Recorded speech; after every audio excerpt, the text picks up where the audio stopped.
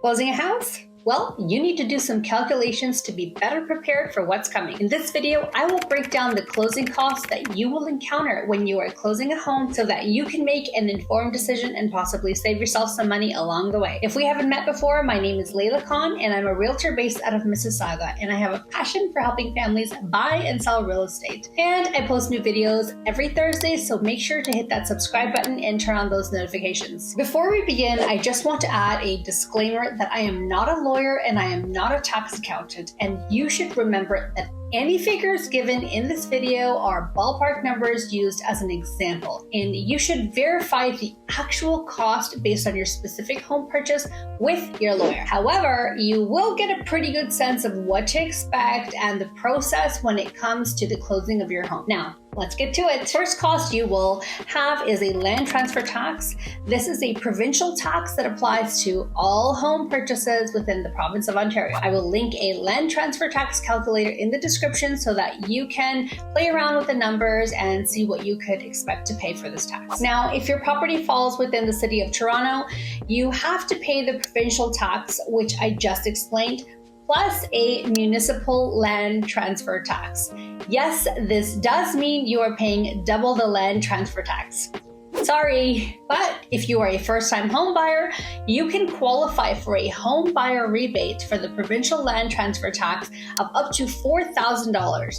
And if you fall within the city of Toronto, you are also eligible for an additional $4,000 rebate that would be applicable to the municipal land transfer tax. So let's say the provincial land transfer tax is $10,000 and you are in the city of Toronto, so you have to pay another $10,000. As a first-time home buyer, you could get up to a total of about $8,000 in rebate. Just a side note, if you are a first-time home buyer but your spouse or your partner is not, then you would likely not qualify for this rebate. However, do double check with your lawyer as things change all the time and there might be some loopholes with your specific situation. Now, let's say you are a first-time home buyer and your parents are helping you out with the mortgage. You would likely need a letter from the bank verifying that they are merely helping you with the mortgage and that you are in fact the sole owner of this property. I will post a link to the website down below in the description for your reference. The second cost you will have is title insurance. This is highly recommended as this protects you, and it is a one-time payment that you make on the day of closing. A ballpark calculation would be if your property is around $700,000, then you would pay $700. Or if your property is $1 million,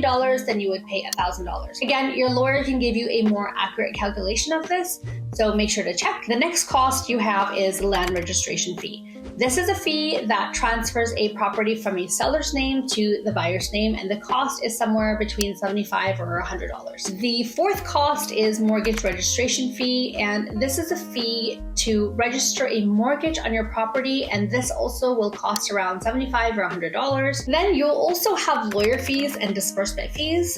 Lawyer fees will vary depending on the lawyer you do choose, and then there are disbursement fees. These are basically charges that a lawyer will pass on to you. For example, if they did a title search or courier charges or bank transfer charges, they will usually give an invoice detailing what the breakdown of the cost is, and make sure to request that if they haven't. You will also need fire insurance, and this can be done independently and not necessarily through the lawyers. On average, homeowners pay about $12.50 per year. Other closing costs will include your first mortgage payment, moving costs, furniture costs, and any other costs associated with moving dependent on your lifestyle. And I get a lot of questions about realtor fees. As buyers, you don't really need to worry about that unless otherwise stated. The sellers are the ones that usually pay for the realtor fees.